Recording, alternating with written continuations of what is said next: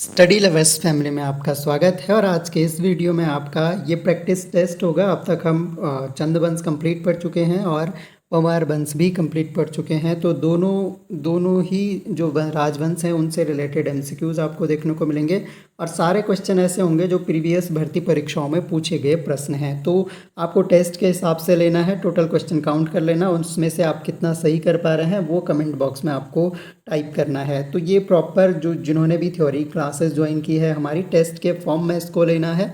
और अगर जिन्होंने नहीं किया है ज्वाइन, अगर अभी भी ज्वाइन करना चाहते हैं तो आपके पास मौका है। अभी भी आपको चैनल के नीचे ज्वाइन बटन मिल जाएगा, ज्वाइन बटन पे क्लिक करके 59 रुपीज़ की मेंबरशिप आपको ओनली स्क्रीनिंग का कंप्लीट कोर्स मिलेगा और 89 में आपका स्क्रीनिंग प्लस पॉलिटिकल साइंस का कंप्लीट कोर्स मिलेगा। तो ध्यान रखिए, सीटें हमारे पास सीमित हैं और बहुत जल्द कंप्लीट होने वाली हैं। काफ़ी लोगों ने ज्वाइन कर लिया है, तो कुछ ही टाइम का आपको मौका मिलेगा। उसके बाद एक बार हमारी सीट्स ओवर हो जाएगी तो उसके बाद किसी को मौका नहीं मिल पाएगा। तो अगर आपके कोई भी साथी ऐसे हैं जो महंगी कोचिंग अफोर्ड नहीं कर पाते हैं तो उन तक इस वीडियो को और इस जो हमारी मेंबरशिप वाली जानकारी है वो ज़रूर पहुंचाएं। तो शुरू कर लेते हैं। सबसे पहले चंद शासन में स्मृति क्या था? ये क्वेश्चन जो है प्रवक्ता 2021 की भर्ती में पूछा गया था और सही आंसर इसका जो है वो भूमिकर हो जाएगा। भूमिकर होता था स्मृति, यह हम थ्योरी क्लासेज में पढ़ चुके हैं। अगला क्वेश्चन देखिए, कुमाऊं चंद काल में राजकर के अतिरिक्त, यानी जो राजकर होता था उसके अतिरिक्त बूढ़ा या सयाना एवं थोकदार को दिया जाने वाला कर क्या कहलाता था? तो उस कर को क्या कहते थे जो बूढ़ा और सयाना या फिर थोकदार को दिया जाता था? तो ये कर भी हमने डिस्कस किया था थ्योरी सेक्शन में अपने। सही आंसर आपका हो जाएगा, इस कर को दस्तूर कहा जाता था। ऑप्शन नंबर सी हो जाएगा। इस चंद शासक ने खसिया टोला डांडा में आलमनगर नामक राजधानी बनाई थी और आलमनगर जो है ये अल्मोड़ा का पुराना नाम है, या अल्मोड़ा का जो स्थापना हुई थी वो आलमनगर नाम से ही हुई थी।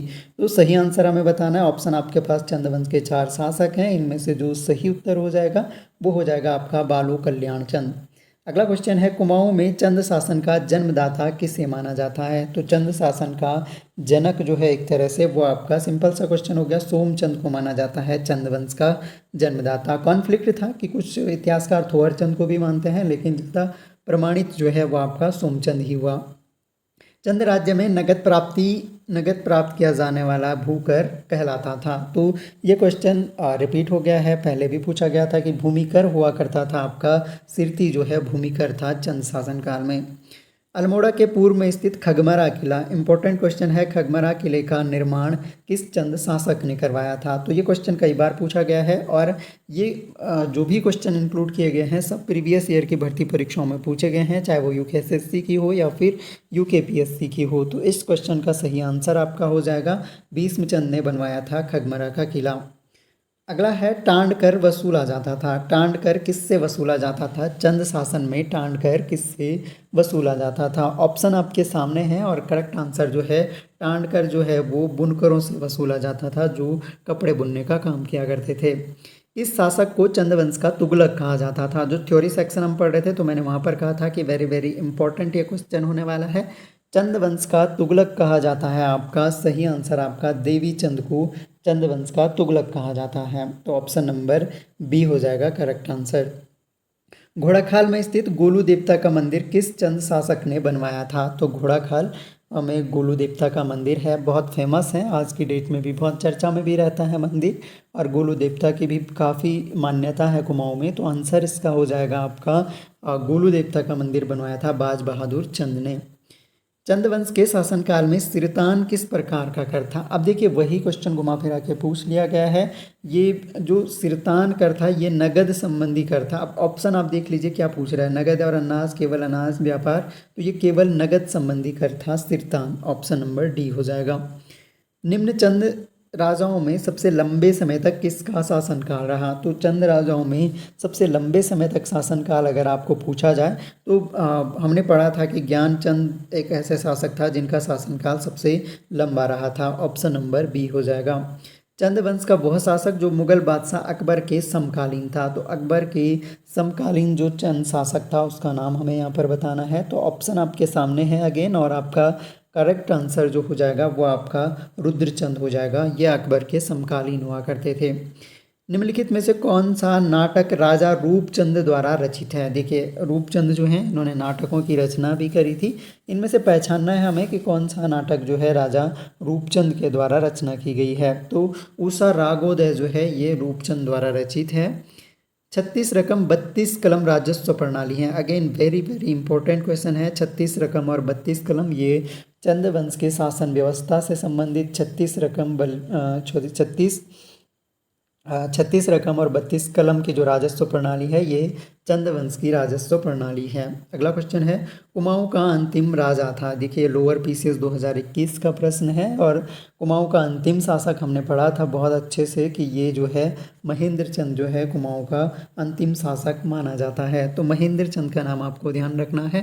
इसके बाद चंदवंश का लगभग पतन हो जाता है और इसे एक तरह से ये राजा जो है ये उतना सुयोग्य राजा नहीं था, ऐसा भी हमने पढ़ा था।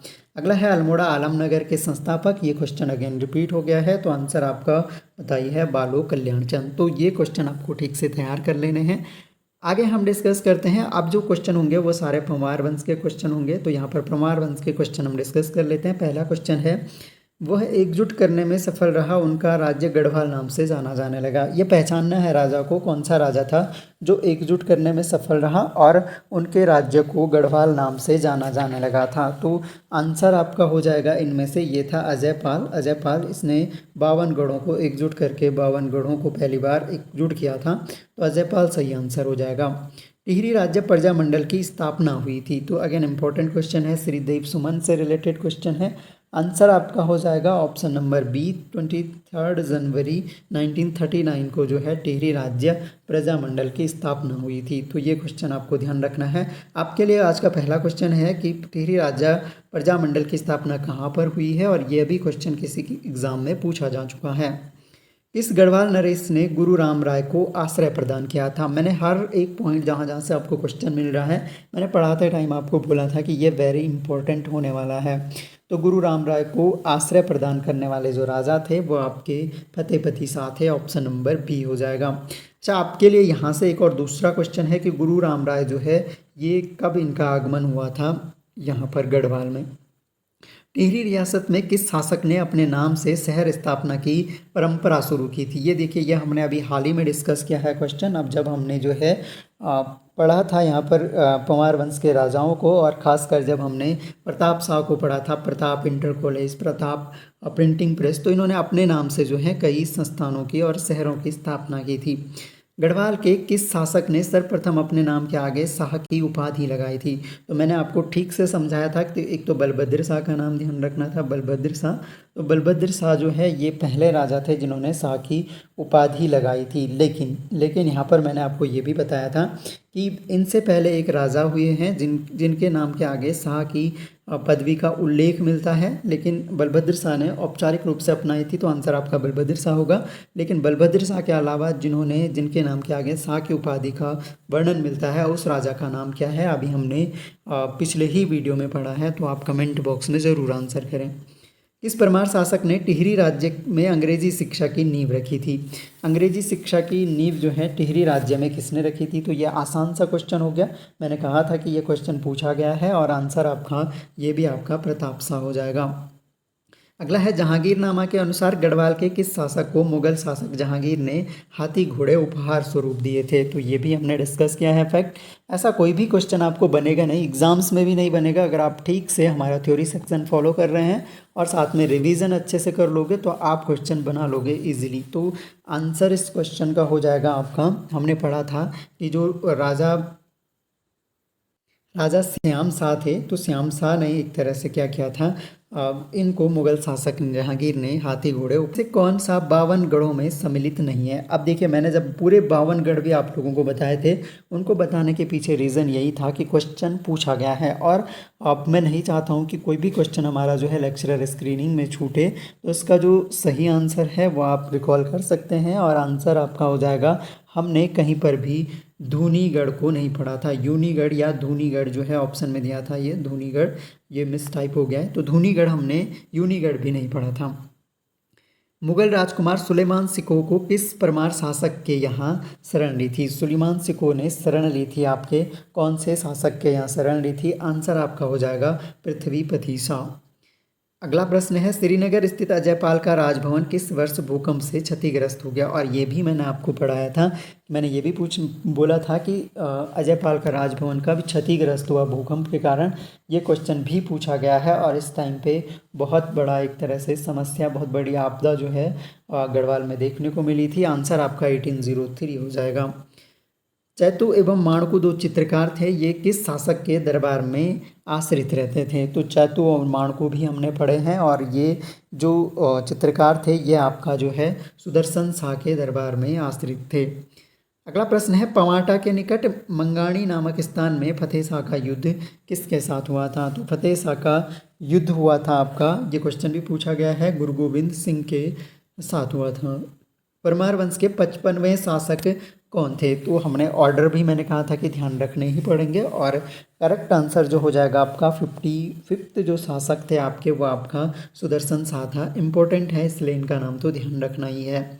प्रदीप शाह किस वर्ष गद्दी पर बैठे थे? तो प्रदीप शाह की अगर बात की जाए तो ये गद्दी पर बैठे थे आपके 1770 में, 1717 से प्रदीप शाह का शासनकाल शुरू हुआ था। अगला क्वेश्चन है आपका, टिहरी रियासत में पौण टूटी क्या था? पौण टूटी भी एक तरह का कर था और ये पौण बोलते हैं ना, गढ़वाल में मेहमान जो होते हैं उनको पौना बोला जाता है। तो एक तरह से ये आने जाने आयात निर्यात ये कर हुआ करता था, आयात निर्यात कर, आप इस तरह से ध्यान रख सकते हैं। ये आंसर नहीं है इसका, लेकिन जैसे मेहमान होते हैं वह आते जाते रहते हैं तो आयात निर्यात से आप इसको रिलेट कर सकते हैं। उत्तराखंड के इतिहास में नागकट्टी रानी के नाम से जानी जाती हैं, तो ये तो महारानी कर्णावती हो गया। आसान सा प्रश्न, गढ़वाल में किस वंश का शासन सबसे अधिक रहा था? अगेन ये क्वेश्चन रिपीट हो रहा है और आपका ये ध्यान होना चाहिए कि गढ़वाल में सबसे ज़्यादा जो शासन रहा था वो पंवार राजवंश का ही रहा था। अगला क्वेश्चन है, अंग्रेजों ने कंपेनियन ऑफ इंडिया की उपाधि दी थी, तो इस उपाधि से रिलेटेड एक क्वेश्चन उत्तराखंड एलटी के एग्जाम में भी पूछा गया था, हमने पिछले वीडियो में डिस्कस भी किया था। लेकिन कंपेनियन ऑफ इंडिया की उपाधि को जरूर ध्यान रखना है, हो सकता है अगली उपाधि ये पूछ ली जाए। तो आंसर आपका हो जाएगा, कीर्ति शाह को जो है कंपेनियन ऑफ द इंडिया की उपाधि भी दी गई थी। तो कीर्ति शाह को काफ़ी उपाधियाँ दी गई थी। चलिए, वो क्वेश्चन का आंसर भी कीर्ति शाह था। क्वेश्चन बताइए कि कौन सी उपाधि की बात की गई थी उत्तराखंड एलटी एग्जाम्स में। गुलदस्त त्वारीख ई कोह टिहरी गढ़वाल नामक पुस्तक के लेखक हमें बताने हैं, तो ये काफ़ी फेमस पुस्तक थी। इसके लेखक जो हैं वो मियाँ प्रेम सिंह हैं। 1923 ईस्वी में टिहरी रियासत में राज्य प्रतिनिधि सभा की स्थापना किसने की थी? तो राज्य प्रतिनिधि सभा की टिहरी रियासत में स्थापना 1923 में होती है। पहले तो ये ईयर आपको ध्यान रखना है और दूसरा आंसर इसका करेक्ट हो जाएगा, ये नरेंद्र शाह ने की थी। श्री गुरु राम राय को किस राजा ने अपने राज्य में आश्रय दिया था? तो गुरु राम राय को आश्रय दिया था आपके फतेहपति शाह ने, ये भी रिपीट हो गया क्वेश्चन। देहरादून का कर्णपुर मोहल्ला बसाया था, तो ये अगेन इंपॉर्टेंट क्वेश्चन है, हमने कल ही डिस्कस किया था। कर्णपुर मोहल्ला जो है, क से कर्णपुर और क से आपका कर्णावती ने बसवाया था। गढ़वाल का जोन ऑफ आर्क कहा जाता है, ये again very very important question है। जोन ऑफ आर्क जो है गढ़वाल का इनमें से किसे कहा जाता है? तो तिलू रौतेली को जोन ऑफ आर्क कहा जाता है। चलिए, अगला क्वेश्चन है, सुदर्शन शाह ने अपने राज्य की राजधानी टिहरी नगर की स्थापना कब की थी? और हमने ये भी पढ़ा था कि इससे रिलेटेड एक दिवस मनाया जाता है। कौन सा दिवस वो है ये आपको कमेंट बॉक्स में बताना है।